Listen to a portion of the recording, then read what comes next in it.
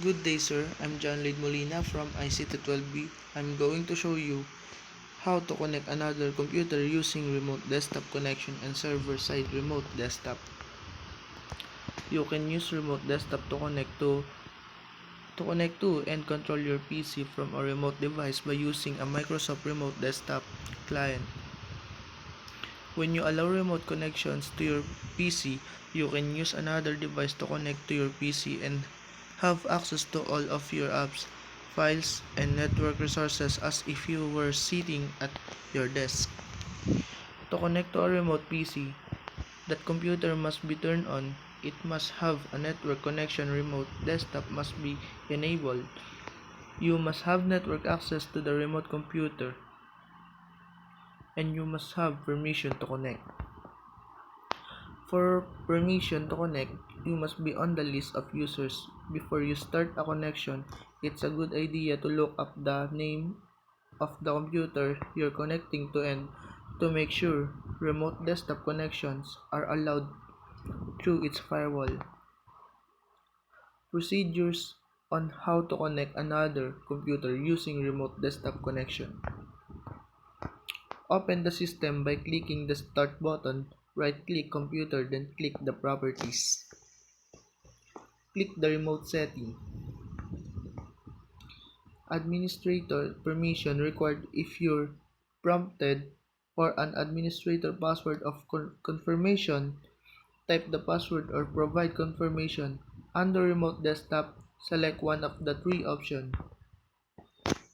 Click Allow Remote Assistance connection to this computer. Under Remote Assistance, under Remote Desktop, select Allow connection from computers running any version of Remote Desktop. Open Remote Desktop connection. Input the target computer address you want to remote. If prompted with enter your credentials, don't use user account, use the administrator credential instead. Wait for a moment while the remote program is controlling the server. Accept the certificate by clicking yes. Wait until you will see the target computer desktop to your screen. Procedures on how to connect another computer using remote desktop connection. Procedures how to connect another computer using server-side remote desktop configuration. Open the system by clicking the Start button, right-click Computer, then click the Properties.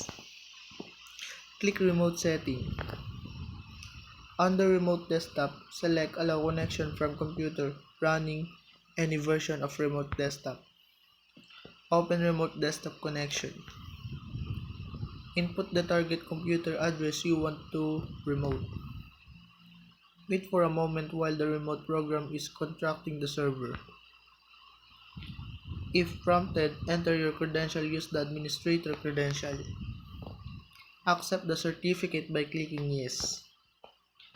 If you remote a client computer, log in a user account using a server. It will detect that there is another user currently logged into the computer you are trying to remote.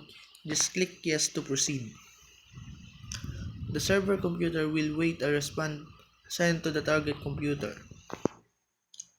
In the target client computer, click OK to allow the server to remote the client computer, or if no response for 30 seconds, it will disconnect the user again. Wait until you will see the target computer desktop to your screen. Procedures how to connect another computer using server-side remote desktop configuration. How to connect another computer using remote desktop connection and server-side remote desktop.